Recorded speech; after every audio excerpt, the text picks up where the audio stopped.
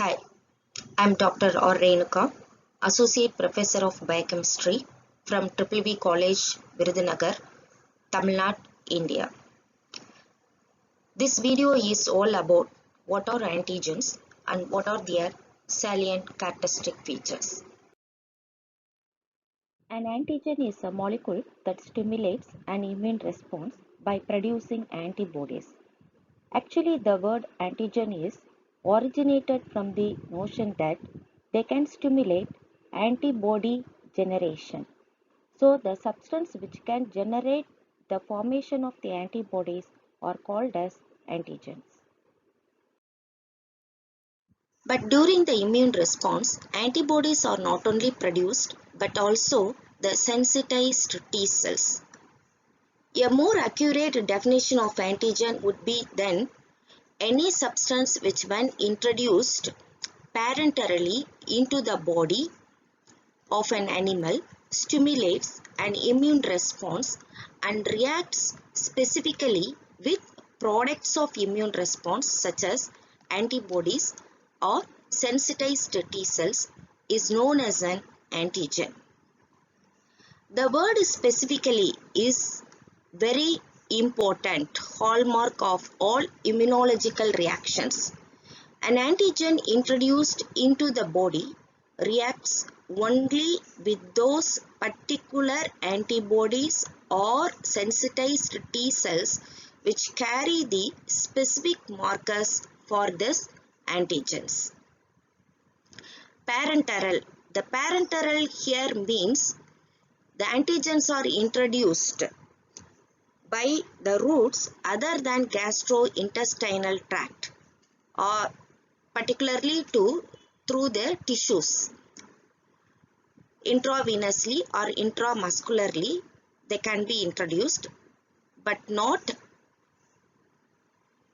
through the gastrointestinal tract, because if we introduce antigens through gastrointestinal tract, it may be digested by the intestinal digestive enzymes.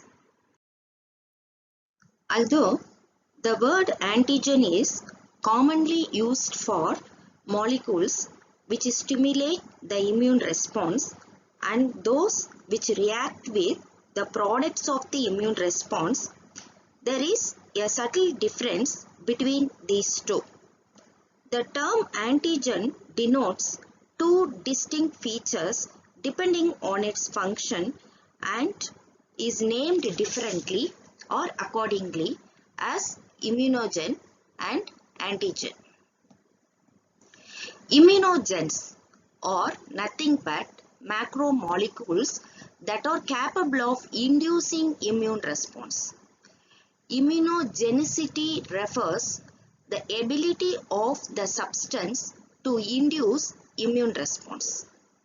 But the antigens are the parts of the immunogens which have the ability to bind or react specifically with antibodies and T cells once the immune response is generated by the immunogens.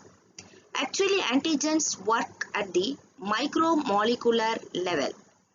Antigenicity refers the ability of the substance to combine specifically with the products of immune response.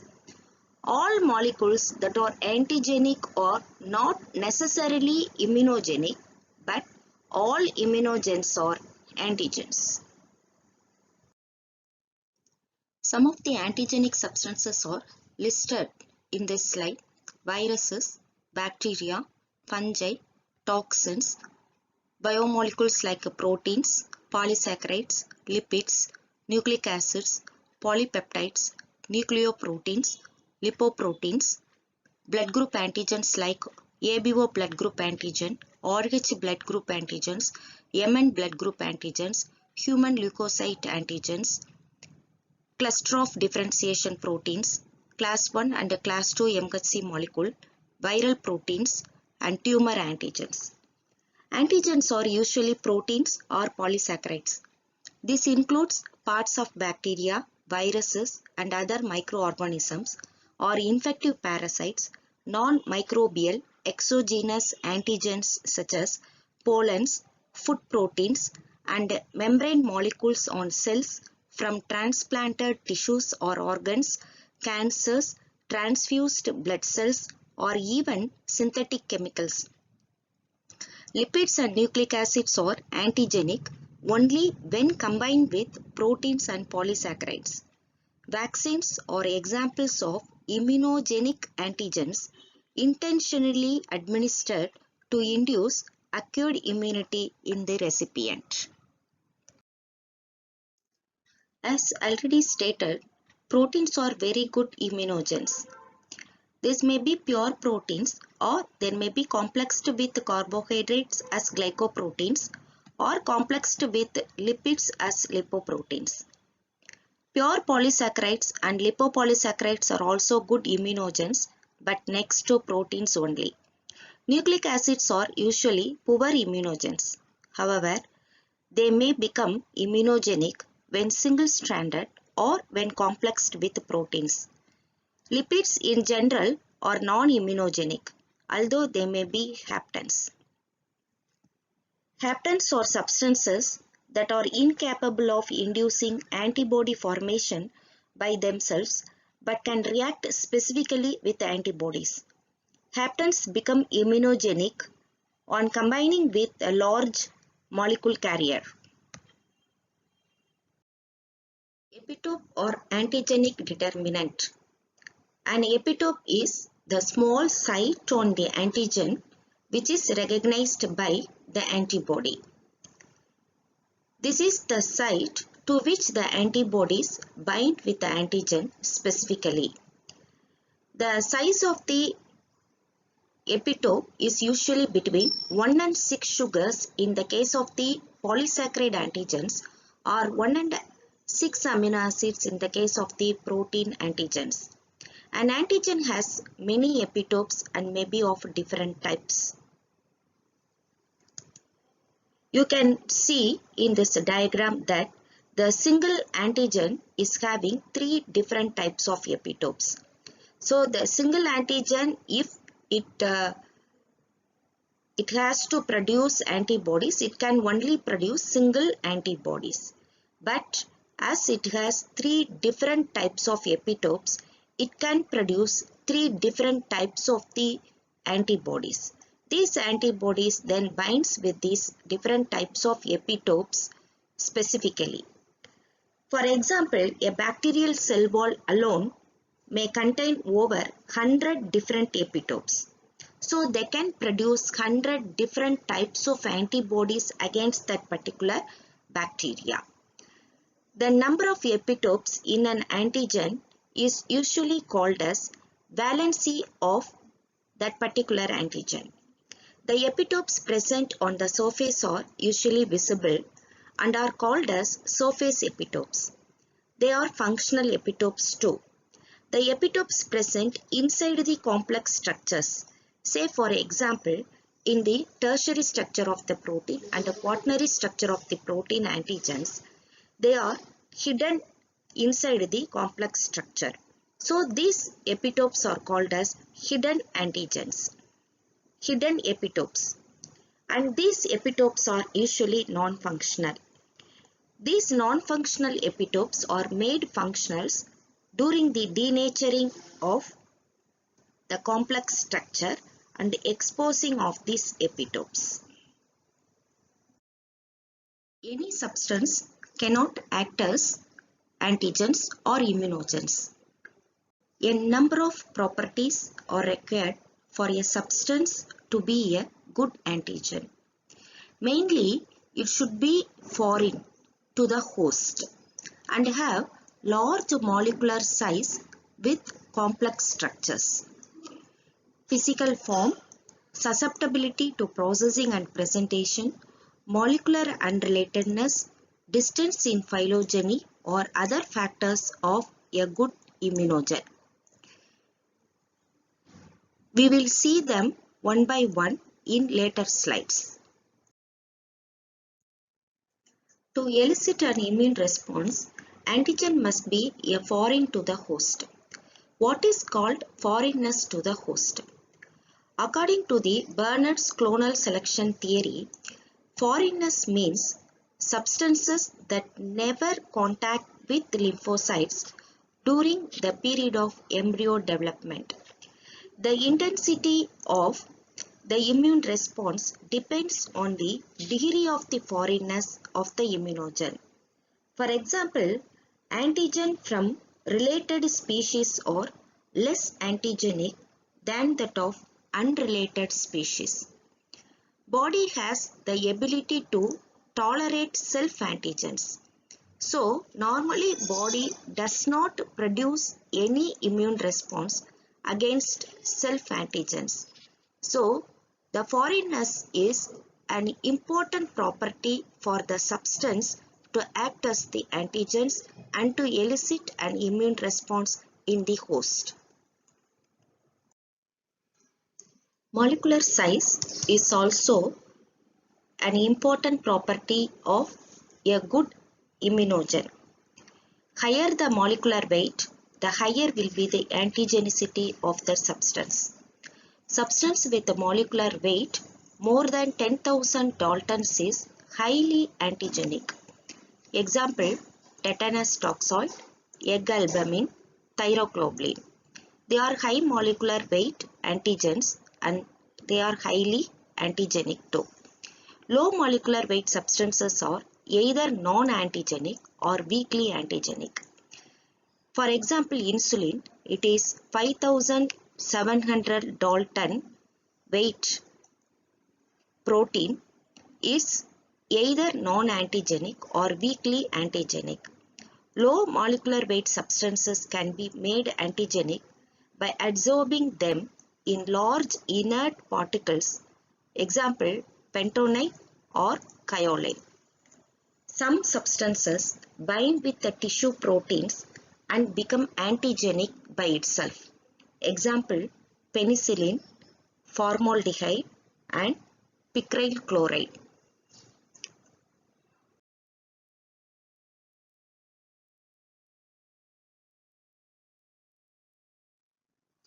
Regarding the physical form, particulate antigens are more immunogenic than soluble ones. Like that, denatured antigens are more immunogenic than the native form. Antigens that are easily phagocytosed are generally more immunogenic. Antigens introduced into the body are degraded by the host into fragments of appropriate size containing the antigenic determinants.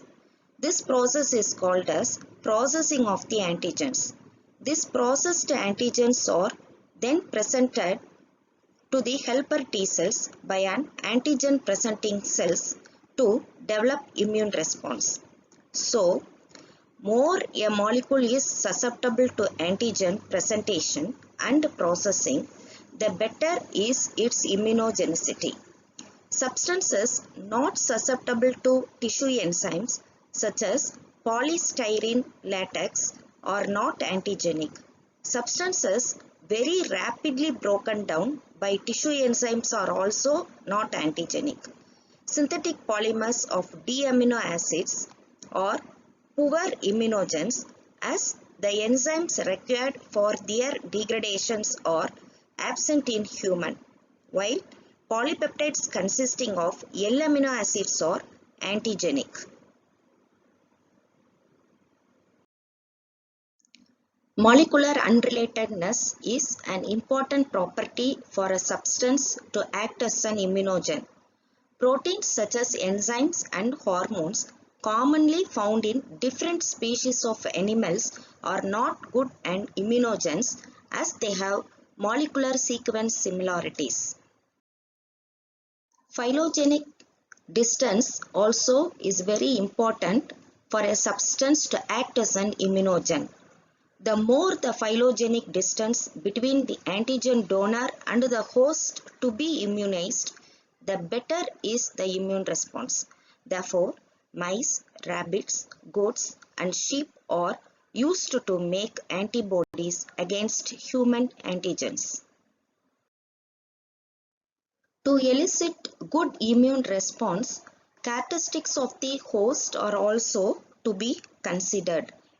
The following characteristics of the host are important to produce strong immune response: genotype of the host, age of the host, route of administration, dose of antigens are the important properties of the host to be considered to elicit good immune response.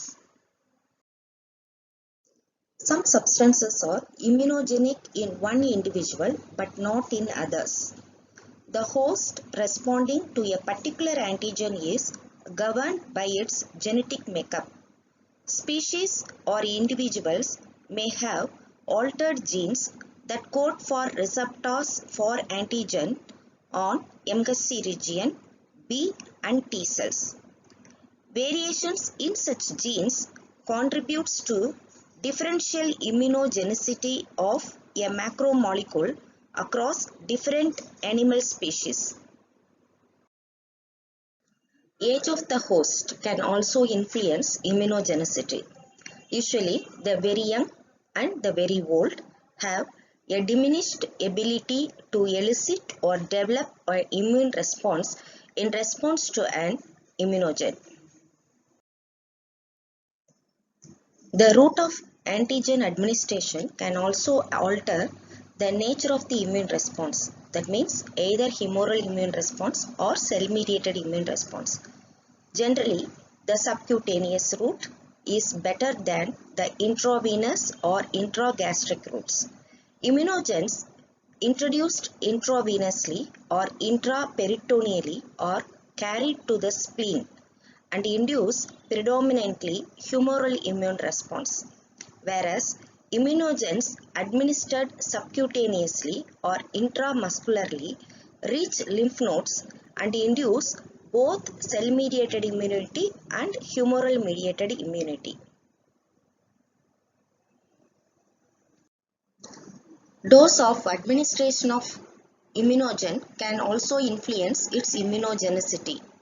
Too low or too high a dose of immunogen causes tolerance. Optimum dose is necessary to elicit immune response. This may vary according to the individual. Most of the times, multiple doses are required to induce good memory response and antibody isotype switch. Example, vaccines. Thank you for your patience hearing.